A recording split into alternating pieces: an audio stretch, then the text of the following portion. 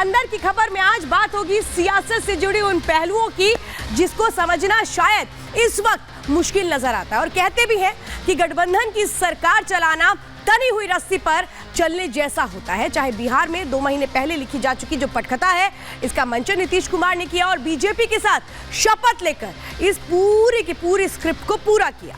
सहज असहज की राजनीति से ऊपर उठकर नीतीश कुमार के लिए फिलहाल सिर्फ एक ही सुर जरूरी नजर आता है और वो है हम साथ साथ हैं, जिसने ये साबित कर दिया कि कई बार राजनीतिक दलों को अपने घोषित सिद्धांतों से समझौता भी करना पड़ता है।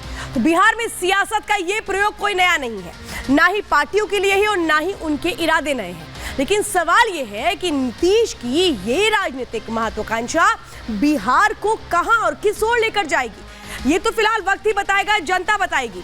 फिलहाल वक्त का पहिया बिहार में उस जांच के साथ आगे बढ़ता नजर आ रहा है जिसकी जद में पूरा इंडी गठबंधन फंसता नजर आ रहा है।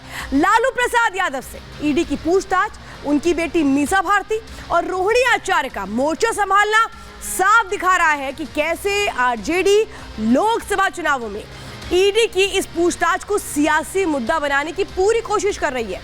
तो आज पूरे दिन खूब सुर्खियां बटोरी झारखंड के मुख्यमंत्री हेमंत सोरेन ने। आपको पता है ईडी ने सुबह दिल्ली वाले उनके घर पर दस्तक दे दी, लेकिन वहां वो तो नहीं मिले, उनका सारथी मिला। ईडी अभी भी पूरे दिल्ली एनसीआर में उनकी लगातार लोकेशन ट्रेस कर रही है, खंगाल रही है। और इसी के बाद सवाल उठने लगा है कि क्या झारखंड में लिखी जाएगी सियासत की नई स्क्रिप्ट। सियासत के बवंडर के बीच केंद्रीय मंत्री शांतनु ठाकुर का 7 दिन में सीए के दावे वाला जो बयान है उसने कैसे विपक्ष की बेचैनी को बढ़ा दिया है, ये भी आपको बताएंगे। लेकिन अंदर ही खबर में जिन एक्सक्लूसिव जानकारियों के साथ आज हम शो की शुरुआत करने जा रहे हैं वो क्या कुछ है, उस पर सबसे पहले आइए नजर डालते हैं और बताएंगे आपको कि सियासी मायने इसके क्या है। बहुत सारी ऐसी बातें हैं सियासत में जो दिखती नहीं है वो होती है और जो दिखती है वो होती नहीं है। इन्हीं पहलुओं पर आज हम बातचीत करेंगे। तो अंदर की खबर में जो एक्सक्लूसिव जानकारी आज हम आपको देने जा रहे हैं, ईडी यहाँ सोरेन कहां, क्योंकि लगातार ये कहा जा रहा है कि वो अपने घर पर थे, वो अपने घर पर नहीं मिले, चार्टर रेडी था लेकिन वो चार्टर से गए नहीं, तो आखिर कहां चले गए हेमंत सोरेन। आज हम अंदर की खबर में इस सवाल को जरूर उठाएंगे और जवाब भी तलाशने की कोशिश करेंगे और उम्मीद करें कि शो खत्म हो तो पता भी लग जाए कहां है। बात हम करेंगे सोरेन के पीछे ईडी, सम्मन पे सम्मन, 10वां सम्मन भी गया, लेकिन कैसे सोरेन ने कह दिया आई एम नॉट अवेलेबल, लेकिन वो होंगे कब अवेलेबल ये आपको समझाएंगे।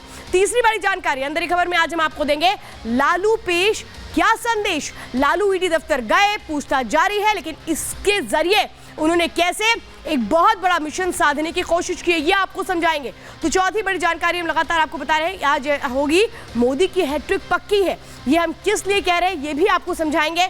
लेकिन आज सबसे पहले शुरुआत करते हैं जिस तरह से बिहार में सियासत इस वक्त फुल ऑन है, लगातार पूछताछ का सिलसिला जारी है, तो वहीं जो नई सरकार है वो कैसे अब मंत्रिमंडल विस्तार की तरफ विचार कर रही है, कौन कौन इसमें होगा ये देखना बहुत दिलचस्प होगा। लेकिन आज सियासत के इन्हीं पहलुओं पर हम पर्दा उठाएंगे और आज हम आपको बताएंगे कि आखिर इसके मायने क्या है, ये आज हम समझाएंगे। टेंशन में ये जितने भी भ्रष्टाचारी हैं ये आ चुके हैं, क्योंकि एक के बाद एक ईडी की दौड़, ईडी के दफ्तर तक दौड़ लगानी पड़ रही है, लेकिन अभी भी हेमंत सोरेन पहुंचे नहीं है। हेमंत सोरेन खुद को बचाने की कितनी कोशिशें कर रहे हैं। हेमंत सोरेन जिनके लिए कहा जा रहा है कि वो वकीलों से बातचीत कर रहे हैं, वो किस तरीके से पूरी कोशिश कर रहे हैं कि खुद को गिरफ्तारी से बचा ले। लेकिन अब आपको आज हम तस्वीरें भी बड़ी दिलचस्प दिखाते हैं, क्योंकि हर एक तस्वीर के पीछे का एक अलग संदेश होता है। ये देखिए 3 तस्वीरें देख रहे हैं। लालू प्रसाद यादव ईडी दफ्तर पहुंचते हैं, पैदल चलकर अंदर जाते हैं, इसके जरिए उन्होंने बहुत बड़ा संदेश दिया। वो क्या है वो आपको बताएंगे। ये आप देख रहे हैं भूपेंद्र सिंह हुड्डा जिनसे पूछताछ हुई है ईडी, वो भी पहुंचते हैं और ये पूछताछ जिसके जरिए बहुत सारे ऐसे सवाल हैं जिनका सामना करना पड़ा है भूपेंद्र सिंह हुड्डा को भी। अब ये तीसरी तस्वीर आप देख रहे हैं, हेमंत सोरेन के घर ईडी की टीम सुबह पहुंची थी, क्योंकि ईडी ने कहा था कि अगर आप नहीं आएंगे तो हमें आपके दरवाजे तक आना पड़ेगा, 10वां सम्मन। लेकिन हेमंत सोरेन लापता हो गए। हेमंत सोरेन कहां चले गए किसी को पता नहीं है। अभी भी ईडी की टीम उनके घर पर मौजूद है। ये वो तस्वीरें हैं जो बता रही हैं सियासत किस तरीके से आगे बढ़ने वाली है, किसको लेकर, भ्रष्टाचार वर्सेस विकास की लड़ाई को लेकर। क्योंकि अगर इनमें से किसी एक की भी गिरफ्तारी होती है तो आप अंदाजा लगाइए कि कैसे ये पूरा का पूरा जो लोकसभा चुनाव है वो अब एक तरह से गिरफ्तारियों के बाद कैसे वासिस हो जाएगा, विकास वर्सेस भ्रष्टाचार। अगर गिरफ्तारी होती है तो ये तीन चेहरे आप देख रहे हैं, लालू प्रसाद यादव जिनको जो पूछताछ इस वक्त हो रही है वो लैंड फॉर जॉब केस है, यानी कि नौकरी के बदले जमीन दी गई है और किन लोगों से जमीन ली गई, कहां ली गई, ये तमाम वो जांच है जो इस वक्त चल रही है, पूछताछ हो रही है। हेमंत सोरेन, इनसे तो जांच हो कैसे, क्योंकि ये तो पेश ही नहीं होते, हर बार एक नया बहाना रच दिया जाता है और अब कह रहे हैं भाई 31 जनवरी को हम पेश होंगे।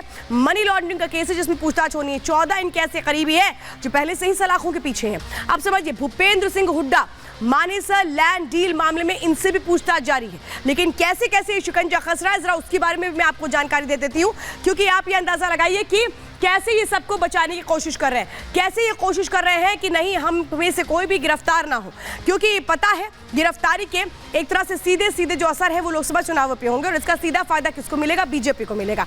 अब आप और डिटेल में समझिए, जो पूछताछ हो रही है लालू प्रसाद यादव से, ईडी सुबह से पूछताछ कर रही है, आप समझिए 8 घंटे से ज्यादा पूछताछ को हो चुके हैं। तो वही हेमंत सोरेन जिनको 10वां सम्मन भेजा गया ईडी की तरफ से, पिछली बार कहा गया कि लास्ट सम्मन समझिए जो 20 जनवरी का था, इसके बाद हम खुद आएंगे और आपको लेकर के जाएंगे, ये कहा गया। भूपेंद्र सिंह हुड्डा, इनसे लगातार पूछताछ जारी है। तो गिरफ्तारी की तलवार तीनों पर लटक रही है, पेशी से बचने की कोशिश हेमंत सोरेन कर रहे हैं, लगातार वकीलों से वो बातचीत कर रहे हैं। 1500 करोड़ का जमीन घोटाला है भूपेंद्र सिंह हुड्डा के ऊपर जो आरोप लगे हैं और वो जांच का सामना कर रहे हैं। तो एक्शन में कैसे ईडी है ये मैं आपको बता रही हूँ। वकीलों से बात हो रही है, हेमंत सोरेन बात कर रहे हैं, कई घंटों से भी पूछताछ का सामना कर रहे हैं। 50 से ज्यादा ऐसे सवाल है जो लालू प्रसाद यादव के सामने रखे जा रहे हैं, इनके जवाब वो क्या दे रहे हैं देखना दिलचस्प होगा। तो वही भूपेंद्र सिंह हुड्डा, देखिए भूपेंद्र सिंह हुड्डा कैसे खुद को बचाने की कोशिशें कर रहे हैं, सीबीआई जांच का वो सामना कर रहे हैं। अब सवाल तो ये है कि जितने भी लोग हैं आखिर क्या ये खुद को बचा पाएंगे, क्या एक तरह से कहें कि वो जवाब जो ये दे रहे हैं उससे ईडी संतुष्ट हो पाएगी, और अगर ईडी संतुष्ट नहीं होती है तो फिर इसके मायने क्या है, इसके मायने सीधे सीधे गिरफ्तारी है। और अगर गिरफ्तारी होती है तो फिर लोकसभा चुनाव में ये इंडी गठबंधन कैसे आगे बढ़ेगा, सवाल तो ये उठता है। देखिए आप ये देखिए, पोस्टरबाजी शुरू हो चुकी है बिहार में।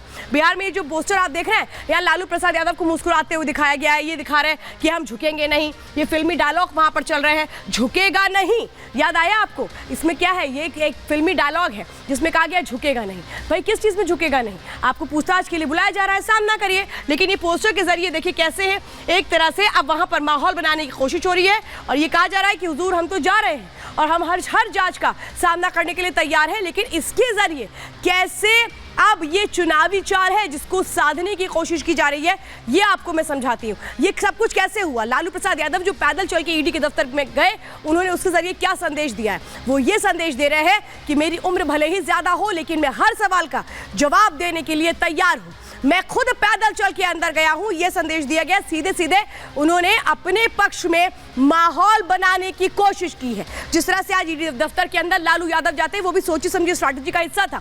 वोटर्स की सिंपैथी हासिल करने की कोशिश क्या की जा रही है, जो अब पैंतरेबाजी की जा रही है, जिस तरह से मीसा भारती लगातार डटी हुई है ईडी दफ्तर के बाहर।